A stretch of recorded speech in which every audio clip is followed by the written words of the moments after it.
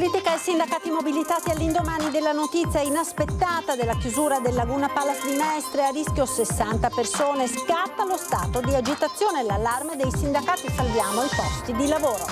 E domani presidio con assemblea pubblica dei lavoratori di Superjet. FIM, FIOM, UILM denunciano l'inerzia del governo. Istituzioni e soci non lasciano soli i 110 lavoratori dello stabilimento di Tessera. Grave incidente ieri sera sulla A4 all'altezza di Dolo. 60enne della Repubblica Ceca perde la vita nello scontro con un tir. 3 georgiani denunciati dalla polizia, sorpresi nell'area di servizio di Arino Ovest con un disturbatore di segnale che impedisce la comunicazione tra il telecomando dell'auto e la chiusura centralizzata. 7 denunce, sequestri di vari tipi di stupefacenti, il bilancio della lotta allo spaccio condotta dal centro storico di Venezia alla Movida Iesolana.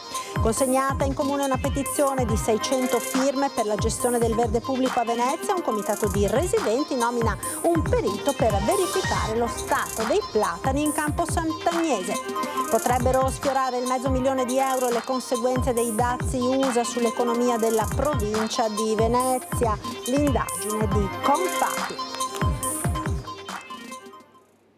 Buonasera e ben ritrovati con l'edizione veneziana dei nostri telegiornali. Politica e sindacati mobilitati all'indomani della notizia inaspettata della chiusura del Laguna Palace di Mestre, a rischio 60 lavoratori.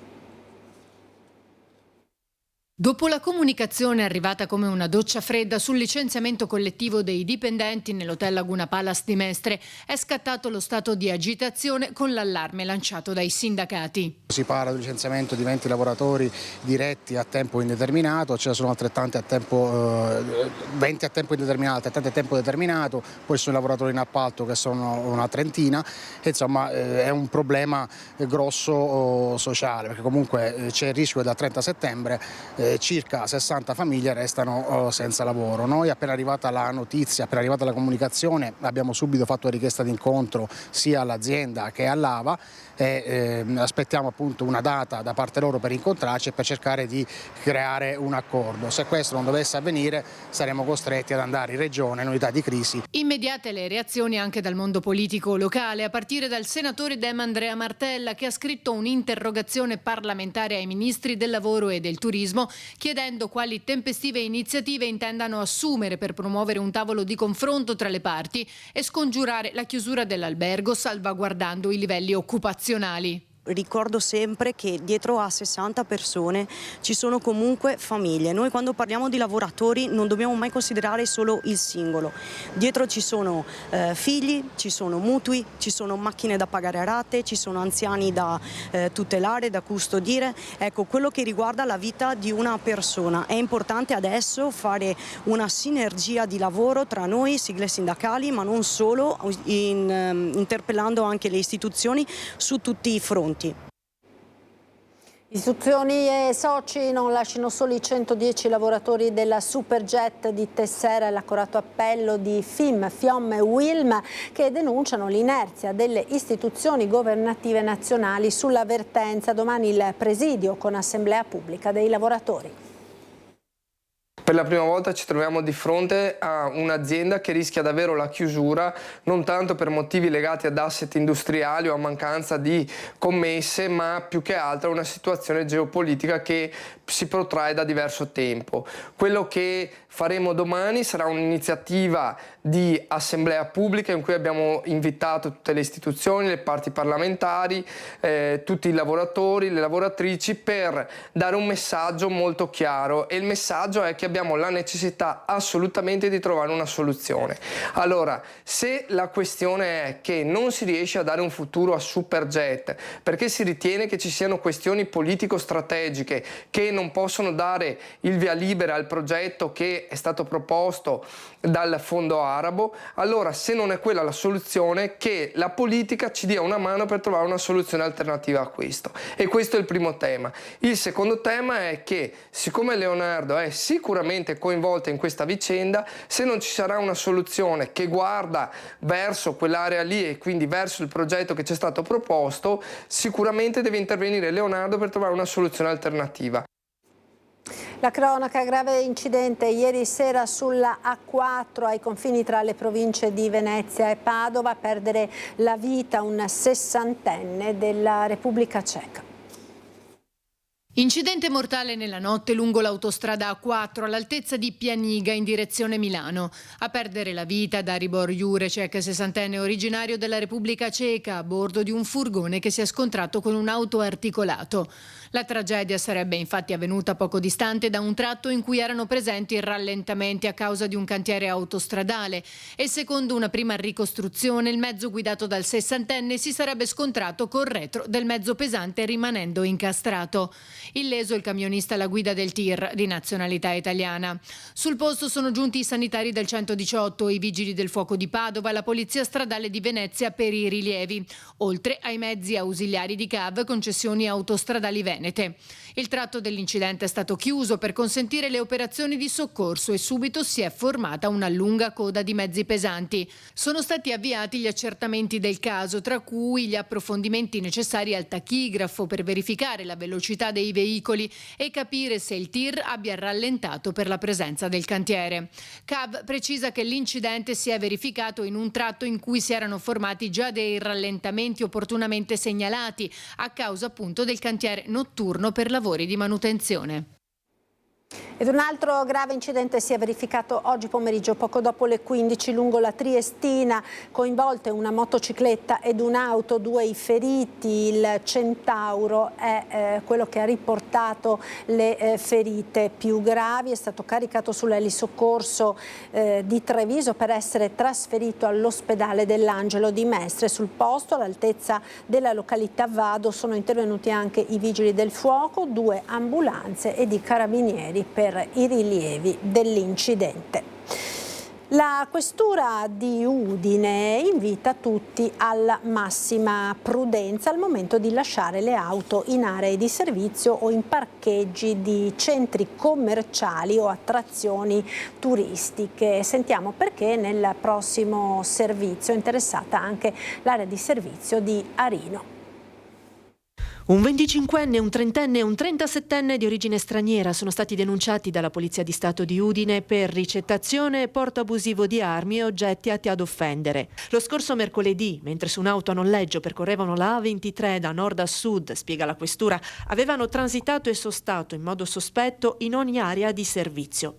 Fermati poi dagli agenti nell'area di servizio di Arino Ovest, in provincia di Venezia, i 3 cittadini georgiani erano stati trovati in possesso di 2 notebook, di una macchina fotografica professionale, di quasi 4.000 euro in contanti, sui quali non avevano fornito valide spiegazioni, di 3 coltelli e un jammer, un disturbatore di segnale che una volta azionato impedisce la comunicazione tra il telecomando di un'auto e la chiusura centralizzata della stessa. I computer e la macchina fotografica sono poi risultati essere stati prelevati da alcune auto in Toscana, in aree di servizio lungo la A1. La Polizia di Stato raccomanda a tutti gli automobilisti in sosta in aree di servizio, parcheggi di centri commerciali o attrazioni turistiche di verificare di aver effettivamente chiuso le portiere dell'auto prima di allontanarsi dal mezzo. Il jammer è essenzialmente un disturbatore di segnale. I malviventi, azionando questa sorta di telecomando, sembra una power bank, interrompono il segnale dalla chiave all'autovettura, impedendo così all'automobilista di chiudere la macchina. Quello si allontana per andare all'autogrill piuttosto che nel negozio e loro indisturbati aprono la portiera e rubano quello che hanno lasciato incautamente sui sedili. 7 denunce e sequestri di vari tipi di stupefacenti sono il bilancio della lotta allo spaccio condotto negli ultimi giorni a cavallo tra il centro storico di Venezia e la Movida Iesolana. Denunce e sequestri di droga stanno caratterizzando l'attività delle forze dell'ordine impegnate nell'estate iesolana. La mattina del 12 luglio i carabinieri hanno denunciato per detenzione illecita di sostanze stupefacenti 3 giovani italiani e una ragazza straniera, tutti tra i 20 e i 18 anni. Nel vano batteria del bagagliaio dell'auto avevano nascosto 2 panetti di hashish da circa 100 grammi l'uno. La notte seguente, durante un controllo nei pressi di una discoteca, la Polizia di Stato ha denunciato 2 giovani trovati in possesso di MDMA, 18 involucri di cocaina e 20 provette con diverse tipologie di oppiacei. Per loro è scattato anche un foglio di via obbligatorio di 3 anni. A Venezia, invece, nella serata di lunedì, durante un'operazione mirata in abiti civili del nucleo operativo della polizia locale a Cannaregio, è stato fermato uno straniero con un involucro contenente verosimilmente cocaina e nello zaino una modica quantità di hashish. Durante la perquisizione personale avvenuta al comando generale sono stati trovati anche 11 involucri di cocaina nei boxer, un'ulteriore dose nel portafogli e un coltello a serramanico monofilare con lama da 7 centimetri. L'uomo, privo di precedenti, è stato denunciato per detenzione di stupefacenti ai fini di spaccio e porto d'armi o d'oggetti atti ad offendere. Una petizione con 600 firme per un cambio di passo nella gestione del verde pubblico a Venezia. È stata presentata in consiglio comunale, un comitato di residenti ha anche nominato un perito per verificare lo stato dei platani di Campo Sant'Agnese prima dell'abbattimento.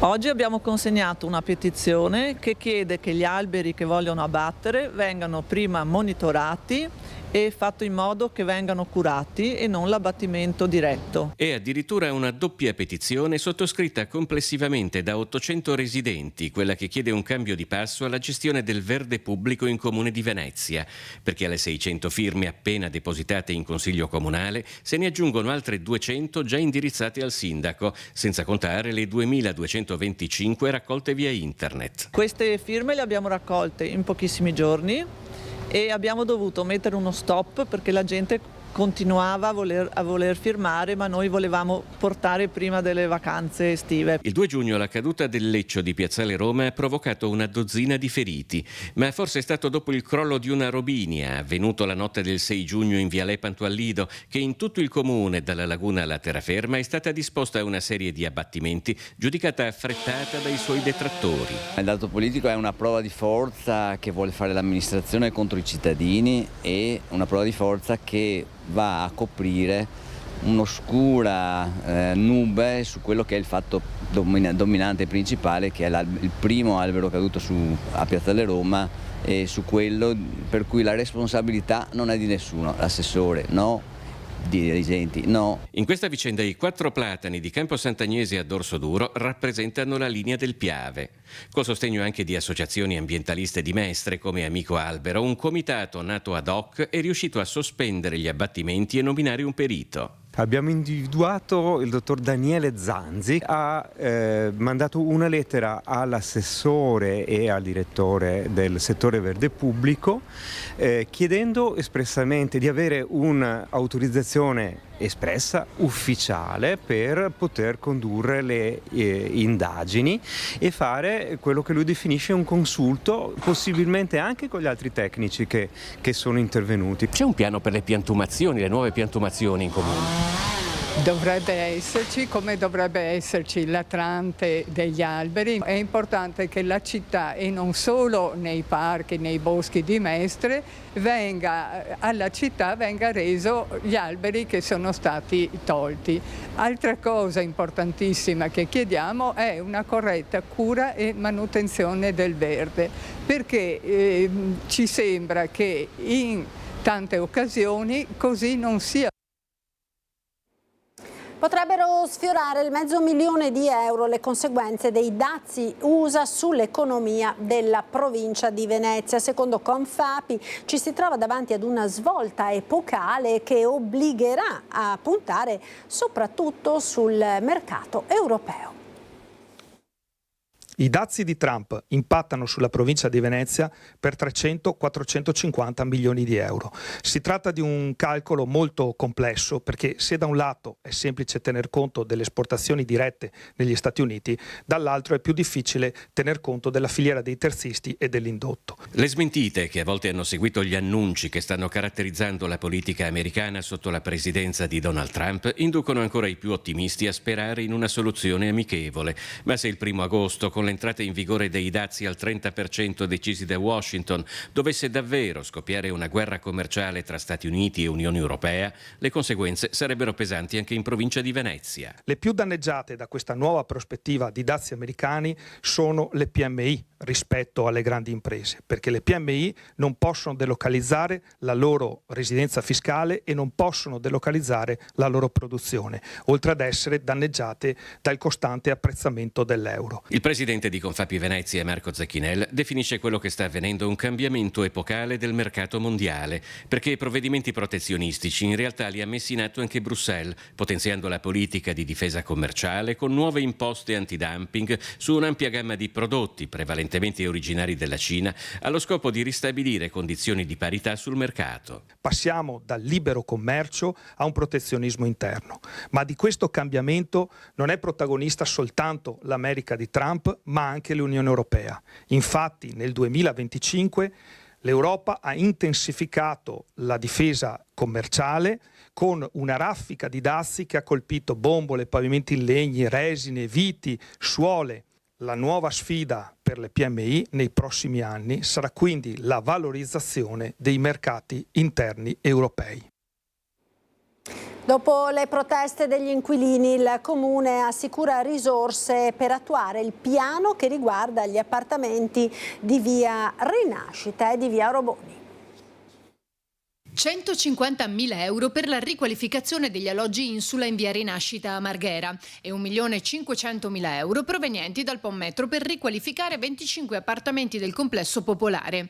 È il progetto di intervento comunicato dall'assessore Venturini dopo il sopralluogo nei giorni scorsi nei condomini del Rione, in cui ha incontrato anche i cittadini. Interventi che vanno da sistemazione delle parti esterne, ai serramenti, ai portoncini d'ingresso, ai citofoni, a tutto quello che può riguardare anche le trombe delle scale e appunto le aree comuni. Inoltre, entro ottobre partiranno cantieri in 25 appartamenti di via della Rinascita, oggi sfitti, in alcuni casi da alcuni decenni, che saranno recuperati completamente per poi essere assegnati a famiglie bisognose. Pensate che alcuni di questi appartamenti avevano ancora le stufe a cherosene e non l'impianto di riscaldamento moderno, e quindi un lavoro importante, costoso, impegnativo. 1,5 milioni è lo stanziamento per questi 25 appartamenti, che si aggiungono ai 3 milioni che abbiamo investito per realizzare un nuovo quartiere in via del Lavoratore. Un progetto ambizioso che però, secondo la consigliera di opposizione e segretaria Dem Monica Sambo, arriva tardi dopo anni di abbandono, dice. Questa è una situazione che si è creata dal mancato investimento di questi 10 anni.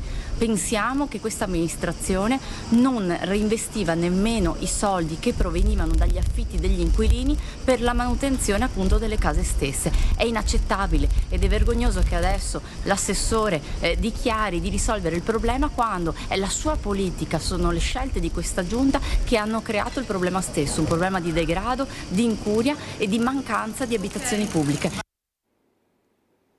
Ed è tutto per questa edizione del TG di Venezia, grazie per essere stati con noi come sempre. Subito dopo la sigla ci sarà il nostro meteo con le previsioni del tempo per le prossime ore. A tutti una buona serata, arrivederci.